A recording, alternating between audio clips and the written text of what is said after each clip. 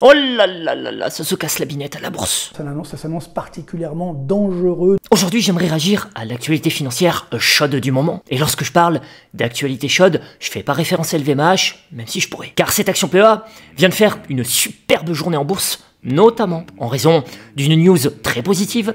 La banque d'investissement américaine Morgan Stanley aurait relevé sa recommandation sur LVMH, passant de pondération en ligne à surpondéré, avec un objectif de cours relevé de 630 à carrément 820 €. LVMH qui au passage publiera ses résultats annuels mardi 28 janvier, donc étant à titre perso actionnaire et admirateur de l'empire de Bernard Arnault. Vous en faites pas, j'aurai l'occasion de vous reparler du secteur luxe en vidéo avec plaisir. Non là, l'actualité financière brûlante à laquelle je tenais à réagir concerne le secteur technologique. La tech qui est, avec le luxe, un de mes secteurs d'investissement de prédilection. Là, comme vous le savez, étant à Las Vegas, j'ai 9 heures de décalage avec la France. Et comme je le relatais à mes lecteurs hier dans ce message, autant vous dire que j'aurais adoré être réveillé pour pouvoir payer un peu de papier ASML ou même de papier ASM international lors de ce trou d'air survenu lundi 27 janvier à 11 h du matin, heure française. Malheureusement, c'était un peu tôt pour moi et c'est dommage puisque ASML est passé brièvement sous 620 €. Et souvenez-vous, cette vidéo YouTube, c'est justement sur un trou d'air similaire que j'avais souhaité déclencher un achat le 21 novembre dernier. Mais non, comme évoqué hier à mes lecteurs, ne faisons pas la fine bouche. Autrement dit, si comme moi, vous n'étiez pas devant l'écran à 11 h du matin, heure française, pour déclencher un achat sous 620, bien, même à 650 €, c'est pas très grave. À titre personnel, je trouve cette action PA très intéressante sur une vision long terme de l'investissement. C'est peut-être une opinion erronée, surtout que je rappelle, je suis biaisé, mais je ne suis pas le seul à être optimiste sur le devenir boursier de cette action ASML. Pour ceux qui ne suivraient pas ma newsletter, je vous rappelle la conclusion de cette note d'analyse de l'équipe Investir partagée récemment. Je cite, ASML conservera sans l'ombre d'un doute son avance technologique à moyen terme et continuera donc, de fait, à dominer totalement son marché. Objectif de cours qui était fixé en décembre 2024 à 850 €. Est-ce que les fondamentaux de ASML ont changé en quelques semaines au point de rendre ce target price périmé? Bah moi je pense pas. Et plus récemment, vous avez la recherche de chez JP Morgan qui a également réitéré son opinion acheteuse sur ASML avec un objectif de cours bien plus ambitieux, fixé à 1057 €. Alors, avec un target price fixé à 1057 €, autant vous dire qu'en voyant le cours de bourse ce matin sur ASML, l'analyste de chez JP Morgan a dû bégayer un petit peu. Maintenant, pourquoi une telle baisse a eu lieu lundi 27 janvier? Le secteur technologique américain, et par ricochet européen, traverse actuellement une période de turbulence, en cause l'émergence de DeepSeek, une start-up chinoise qui prétend rivaliser avec les géants américains de l'IA grâce à une solution low cost. Son assistant conversationnel performant malgré des ressources limitées est carrément devenu l'application gratuite la plus téléchargée sur l'Apple Store, dépassant ChatGPT. On sait peu de choses sur la petite entreprise de Hangzhou à l'origine de DeepSeek, mais ces chercheurs ont écrit dans un article publié le mois dernier que le modèle DeepSeek V3, lancé le 10 janvier, utilisait les puces H800 de Nvidia pour l'entraînement, ce qui représente un coût dérisoire d'à peine 6 millions de $. Et comme je l'évoquais ce matin à mes lecteurs, les puces H800 sont pourtant loin d'être des produits haut de gamme. Ces puces sont développées à l'origine comme des produits à capacité réduite. Le parallèle que je vais faire est un peu exagéré, mais c'est un peu comme en Afrique, lorsque vous les voyez construire des choses assez incroyables avec finalement peu de moyens. 6 millions de $ dans l'intelligence artificielle, c'est que dalle. Donc si DeepSeek est réellement aussi performant que ChatGPT, n'ayons pas peur des mots, on peut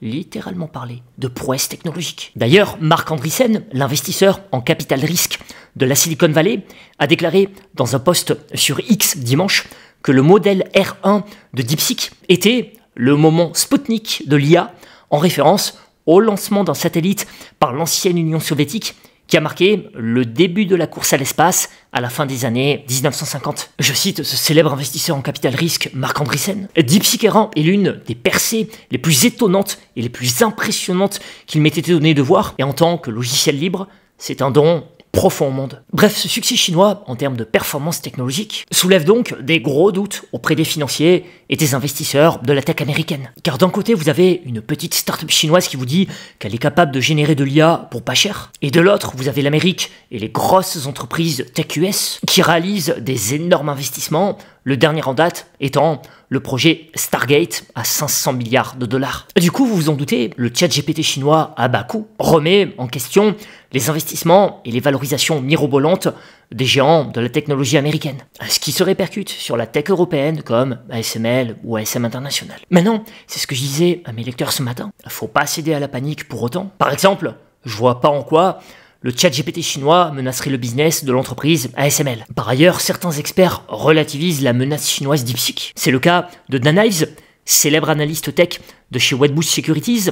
Je cite, « Aucune entreprise américaine appartenant au classement Forbes Global 2000 ne va utiliser DeepSeek pour développer ses infrastructures d'IA et ses cas d'usage. Lancer un grand modèle de langage LLM concurrentiel à destination des particuliers est une chose, mais commercialiser une vaste infrastructure d'IA en est une autre. Et me concernant, toujours pour renchérir sur cet aspect, ne pas paniquer, j'ajouterai qu'une prise de profit est totalement normale et même saine sur la tech américaine. Rappelons que Nvidia performe comme jamais depuis 2 ans. Donc faut relativiser la baisse d'aujourd'hui, car ça n'enlève en rien le formidable parcours boursier. Parmi les autres belles actions liées à l'IA qui se cassent la binette aujourd'hui, je pourrais aussi citer Emerson Network Power, aussi nommé Vertiv, qui construit des infrastructures pour les centres de données, donc très liées à l'IA. Dans ma newsletter du 10 août 2024, je vous avais partagé une recommandation acheteuse sur cette belle action américaine qui nous offrait jusqu'à il y a peu une performance de plus 72%. Ce que je veux vous dire en illustrant avec ces belles performances, c'est que c'est donc tout à fait normal de voir une baisse s'amorcer sur des actions et des indices américains qui ont super bien performé. Il ne faut pas avoir peur. Et moi, je vais vous dire, j'attendais ça avec impatience car ça faisait un moment que le marché américain ne voulait pas baisser. Maintenant, mon rôle en tant qu'investisseur de moyen long terme, ça va être de surveiller ça de près et de reconstruire progressivement des positions sur de belles actions en baisse. Toujours pareil, via une stratégie d'entrée fractionnée, car là en plus, s'agissant de la tech américaine, il y a encore beaucoup de place pour baisser. La prochaine action qui pourrait me tenter, ce serait par exemple AMD. C'est un peu contrariant, je l'admets, car cette action a du mal depuis quelques temps déjà.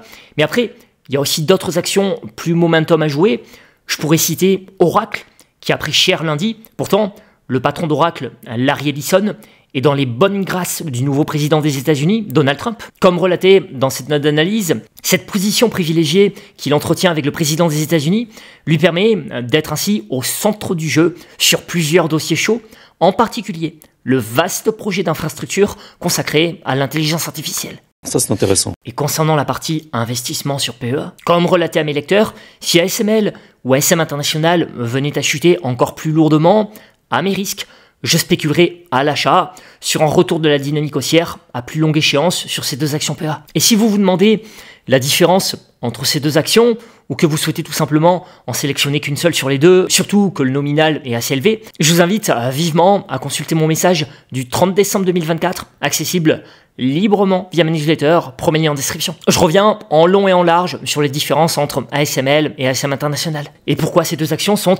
à mon sens, pertinentes dans un PEA. Pour les sous-sous. Maintenant, là, je parle beaucoup de tech parce que c'est le sujet chaud du moment. Mais n'oublions pas la diversification sectorielle. Car pour les petits nouveaux à fond sur le Nasdaq, croyez-moi, il n'y a pas que la grosse tech qui présente du potentiel haussier à long terme. Donc, je vous invite à regarder ma précédente vidéo qui met en avant un autre secteur d'activité très intéressant. Une nouvelle fois pour les sous-sous dans la popoche. Dites-moi de votre côté justement ce que vous pensez de cette baisse marquée sur la tech. Est-ce que vous procédez déjà à des achats et si oui, quel type d'achat? Me concernant sur PEA, j'ajouterai également que je surveille de très près Schneider Electric. Pareil, c'est une action PEA qui se casse la binette et pourtant ô combien intéressante pour jouer la thématique IA. Merci encore une fois pour votre suivi. Comme vous le savez, ma vie de capitaliste, bien que plaisante, est en ce moment assez chamboulée. Donc j'ai pas forcément la bande passante pour répondre à vos nombreux messages. Mais en tout cas, même si j'ai pas le temps que j'aimerais pour le dire à chacun, je tiens à vous remercier pour votre suivi régulier. On traverse des moments parfois compliqués en bourse, je l'admets. Mais n'oublions pas de positiver, de nous projeter sur le long terme. Et de nous rappeler chaque matin qu'un patrimoine financier, ça se construit dans la durée. Une action